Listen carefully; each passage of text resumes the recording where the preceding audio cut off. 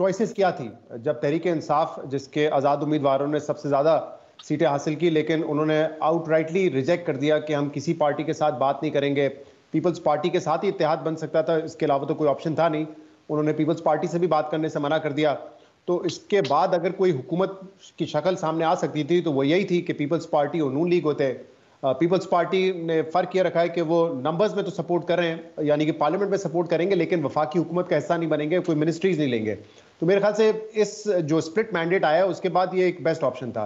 PTI जो बात करती है कि हमारी सीटें 170 है, 180 हैं और उसके जरिए हम हुकूमत बनाएंगे, वो तो आपको पता है प्रैक्टिकल है नहीं। ये कानूनी प्रोसेस है जो कि इलेक्शन कमीशन के पास भी है, हाई कोर्ट्स के पास भी है, ट्रिब्यूनल्स के पास जाएगा। अगर तो फैसला उनके हक में आता है तो फिर जाके वो आगे बढ़ सकते हैं, पता नहीं उनकी कितनी सीटें बनती हैं फिर। लेकिन अभी तो ये प्रैक्टिकल नहीं था कि हम हुकूमत बनाएंगे और हमारी सीटें वापस मिल जाएंगी। This is a time taking process. तो मेरे ख्याल से ये फिलहाल बेस्ट ऑप्शन था, बेस्ट अवेलेबल ऑप्शन था।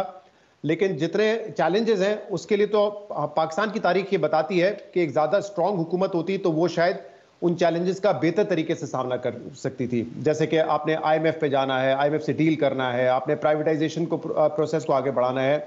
ऑब्वियसली इस हुकूमत के पास एसआईएफसी का फोरम एक मौजूद है जो कि हो सकता है कि ज़्यादा बालातर फोरम साबित हो और कैबिनेट आपकी एक रबर स्टैंप के तौर पे सामने आए। लेकिन ये बेहतर होता कि अगर एक स्ट्रॉन्ग गवर्नमेंट होती। But again it comes to the will, क्योंकि देखें अलीना, मैं बार बार मिसाल देता रहा हूं कि मनमोहन सिंह जब वजीर खजाना थे तो वो नरसिम्हा राव की हुकूमत जो है वो 1 या 2 सीटों की अक्सरियत पे थी। वोट ऑफ नो कॉन्फिडेंस आया, बड़ी मुश्किल से उसको नाकाम किया। वक्त भी ज्यादा नहीं था, 1.5-2 साल था, तो उन्होंने परफॉर्म करके दिखाया। वो एक विल थी, तो अगर कमिटमेंट से काम करें अब भी हो सकता है।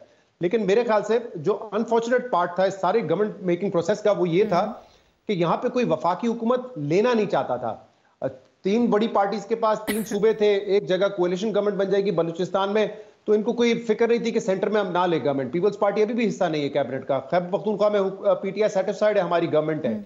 और मैं इस वजह से ये कह रहा हूं क्योंकि हमारे यहाँ देखें 18वीं तरमीम की एक बहुत बड़ी एक्सरसाइज हुई, लेकिन उसको बाज हल्के गैर सियासी और सियासी हल्के उसको बड़े तनकीद का निशाना बनाते हैं कि प्रोविंशियल ऑटोनॉमी इतनी दे दी गई है कि प्रोविंसेस मजबूत हो रहे हैं, फेडरेशन कमजोर हो रही है। ये जो ये रवैया था। बट जब आप ये कहते हैं कि मजबूत हुकूमत बनती, तो क्या आप ये कह रहे हैं कि अददी एतबार से एक पार्टी को अक्सरियत मिलती तो वो मजबूत होती, या कुछ और मुराद है आपकी?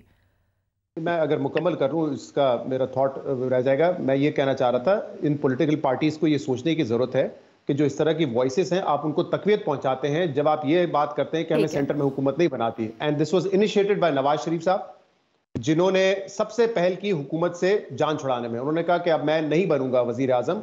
और ख्वाजा आसिफ साहब ने एक चैनल पे आके ये कहा था क्योंकि स्प्लिट मैंडेट है तो उनका कद इतना बड़ा है कि वो किसी कोलिशन गवर्नमेंट का के वजीर आजम बनना नहीं चाहते, विच इज वेरी सरप्राइजिंग। क्योंकि सबसे बड़ा ओहदा जो है वो प्राइम मिनिस्टर का ओहदा है और उस पर आप कह रहे हैं कि नहीं कोलिशन गवर्नमेंट है तो उनका कद इतना बड़ा है कि वो नहीं बनेंगे। तो मेरे ख्याल से ये बड़ा डेंजरस होता है कि अगर हम इस तरह की वॉइसेस को और तकवीत पहुंचाएं, ये बता के कि ठीक है फेडरेशन इज नॉट इंपॉर्टेंट, सूबे में गवर्नमेंट है, वसाइल हमारे पास आ जाएंगे, हम खर्च करते रहेंगे, हमारी जिम्मेदारी नहीं है।